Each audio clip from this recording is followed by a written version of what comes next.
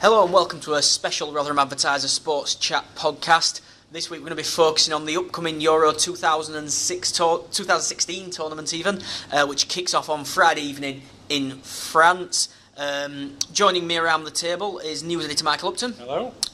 Miller's correspondent and deputy sports editor David Beddows. Good afternoon. Columnist and general funny man Charlie Graves. Yeah, thank you very much. No problem at all, gentlemen. Thank you very much for joining me. Michael, we'll talk about England first. Young, hungry squad, lots of up-and-coming stars who've done well in the Premier League this season. Surely they're going to go and win it, aren't they? Well, unfortunately, I can't agree with you there, Joe.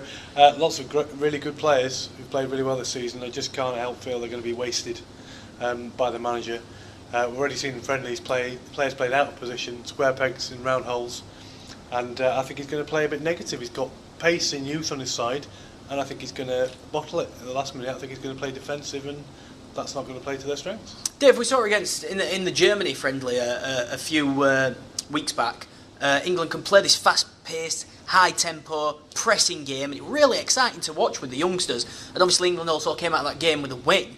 How important is it that they take them tactics into the tournament? Well, true. I think the thing is, and we've seen this going back, last time won the World Cup in '66, and we've had no success since, is possession is king at international level. And England, time after time, generation after generation, are neither technically good enough or don't keep the ball long enough to win football matches. So it's all good. I tend to agree with Michael. I think Roy Hodgson is an inherently cautious coach, and I just feel when push comes to shove, he will be cautious instead of unleashing him, which is probably his best chance. Charlie, there's some great young talent in there. Dele Alli and Harry Kane have had great seasons at Tottenham Hotspur. You've got the likes of Eric Dyer in there as well as in the defensive ranks. You've got Vardy, who's not a youngster, but he's really exploded onto the scene this season. You must be so excited about this England team. No, not at all. I think we win friendlies, but, who cares? We beat Germany, but it doesn't mean anything. I think we might have decent players, or some decent players, but there's a question mark over whether half of them are fit. And also, they might be okay in the Premier League, some of them, but I mean, when we get onto a bigger stage, the Euros and the World Cup, we found wanting, haven't we? We haven't got any world-class players, and I just can't see us doing anything. We'll probably limp out of the group as we normally do, and then we'll get beaten when we play anybody who's actually any good. Michael, Wayne Rooney, England's all-time greatest goal scorer, captain of the team and a talisman of the team as well for the last decade or so.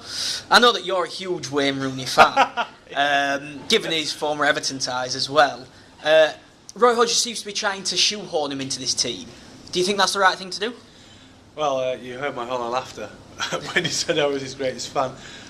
Rooney's international career is a classic example of a flat-track bully. Brilliant in qualifiers, and it hasn't done it since he was 18 years old at a tournament. He scored 2 tournament goals since then. I think one of them was from half a yard, and one of them was from about 3 yards out when he was out of position. And that's where we are now.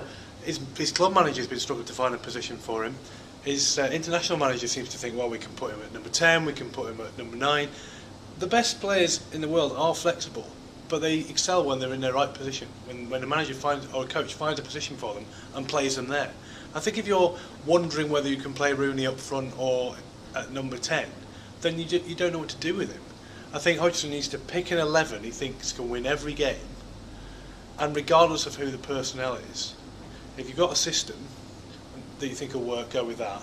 Or if you think these star players will win us the tournament, then go with them regardless of what the system is. I think Rooney is not doing enough to convince us. Dave, where do you stand on the Rooney debate? Because there's no doubt that he has been, or he is, a great player at club and international level.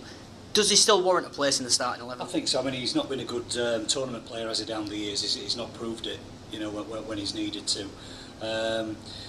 Plays in wrong positions. I agree with it. I mean, we've got to bear in mind there's a defensive frailty with this England side. And I think we're not supposed to support a country who can go into a game and expect, to have a good defensive base and eke results out. It's going to be about being brave and attacking and unleashing Dele Alli and Rooney and Vardy and going for it. I think that's his only chance. He can't complain about defensive frailty though when he's only taken 3 specialised centre-halves. Chris Mullin was saying yesterday, there's other players who can cover. Do you think Germany and France are going to be having defensive midfielders who can cover in defence? Well, in fact, Eric Dyer played in defence against Australia and scored no goal. Just to counter that, Belgium played 2 centre-halves at full-back. I mean, they've got, fair enough, they've got adaptability, but they're defenders. We're talking about Dyer's played the whole season for Spurs in midfield, but we're going to take him to an international tournament, he could be fourth choice centre-half. Why is he taking so many midfielders when he could have taken a fourth choice centre-half? I don't understand that at all. Charlie? Wayne Rooney? I know that you've had a lot of love for him in the past. I'm sorry, I don't rate him now anyway. I think he's never performed when it's really mattered. And I don't see any reason to think it's going to be any different this time. How many are we supposed to be? If we're supposed to be a new thrusting young lad to give him a go, why are we still, on with him? I mean, I always thought he was supposed to be in the side as a striker, and I think he played well up front and has scored a few goals. Now I don't know what he does. Probably just wanders around the semicircle, doesn't he? Because he's getting a bit past it now. So I mean, I wouldn't have him in the team. If we're supposed to be giving the lads a chance, let's go for it and risk them. So Charlie Graves says let's risk them. I'm going to go around the table now and ask where we think England realistically are going to finish in this tournament. Michael, what do you think? What do you think the expectation should be? Well, I think you could probably expect them to get to the second round of the quarterfinals. I think they will probably do that. I think they'll probably get knocked out in the second round. It'll depend where they finish in the group and if they get any of the big guns. The tournament's been expanded to the point where there are basically whipping boys in every group. So if you don't get out of your group, you've got absolutely no hope of winning it. I think they probably will come second, maybe win the group if they're lucky, and then we'll have to see where they end up. David? As we bump into the last 16, I think quarters is a max, and I don't think that should be seen as a disappointment, really. Charlie? Well, I think it's been designed, hasn't it, so that the top teams will get through even if they don't score goals or do anything. So we'll get through the group possibly, but I mean, let's not take that for granted even. I mean, Russia's no walkovers, are they? So we always think we're going to do better than we are. I think they'll get out of the group, and then when they play anybody reasonable, they'll get kicked and get thrown out. They'll get kicked. Get kicked out. Top class analysis. So we'll leave England there for 1 second, and we'll look at the tournament as a whole. Michael, we'll start with you.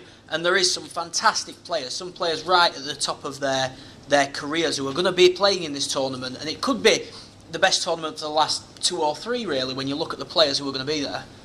Well, obviously I won't be looking too much further than Slovakia, having drawn them in the sweepstake. But we were just looking through the France squad earlier, and they've got amazing quality, 3 or 4 decent players, world-class players in each position really. So if that's just one side, I think maybe the top 10 teams, we're going to be looking at some excellent players. I think we saw at the World Cup, Argentina, maybe carried through by Messi, were quality, but beyond that, every other strong team really was European. I think Brazil got a helping hand getting to the semi-finals. So we really should be seeing the best players in the world here. Dave, there's a lot of different styles when it comes to international football as well. You've got Germany, who are really workmanlike and pragmatic. You've got the skill and the flair of a Spain side. You must be excited about all these footballing styles coming together under one tournament. Yeah, that's right. I mean, again, I come back to this thing about technical and skills. I think a lot of our superheroes, even some of the Eastern Bloc countries, very good technically as well. I mean, on France, I think they've got a brilliant midfield. France, Germany have had a wretched 8 months, but they always seem to get it wrong at tournament, get right at tournament time, don't they? An outside bet might be Portugal, because they're compact. I think Ronaldo's got a lot to prove. He's 32. It's his last chance. It's his last chance. So if they can rally around Ronaldo and keep Ronaldo fit, there might be a decent outside bet. Charlie, I mean, the spectacle is always a great thing, isn't it? When England come up against these players that we're mentioning, what do they need to do to stop them? Well, they can't because they're not good enough, basically. We just get carried away, and I'm fed up of reading about how great the Premier League is. It is for the foreign players coming in, but we haven't got anybody who can compete on the world stage, I don't think. We'll see the good, the bad and the indifferent again, but it'll be good all round, I think. The real worry I've got from a spectator's point of view, we saw this in some of the early games in Brazil, is that while Dave talks about the technical ability of some of these Eastern European players and maybe minor nations, you don't necessarily see that coming through, because I think Hodgson style, the managers are going to set them up defensively to try and nick a point. When we look at the format with the 24 teams, when that was the World Cup format, teams would go gung-ho in their first game, try and win that match, because if you win one game, you've got a really good chance of going through. But I think we'll see a lot of coaches not wanting to get beaten I think we'll see a lot of defensive, negative play. We've also got the problem, of course, that we've had an allegedly hard season for our players who obviously can't cope with playing one game a week, so they'll all be knackered, and if we don't get through, it'll be because we're tired and it's been a terrible week, so a terrible season. Dave, so that's part of the problem. Dave, there has been some kind of shift, though, hasn't there, in spectators' expectations. There doesn't seem to be that hope in the public. That doesn't seem to be that expectation that England should go and win it. They have a right to be there. It seems to be more hope that people have. They're hoping that they'll do well. Yeah, more realistic. Probably though, there's one or two pundits getting carried away now, which is in the last couple of days, which all seems to happen the days before tournaments. I think that, like Michael said, I think the first match is crucial. If you win that, it takes the pressure off the other two.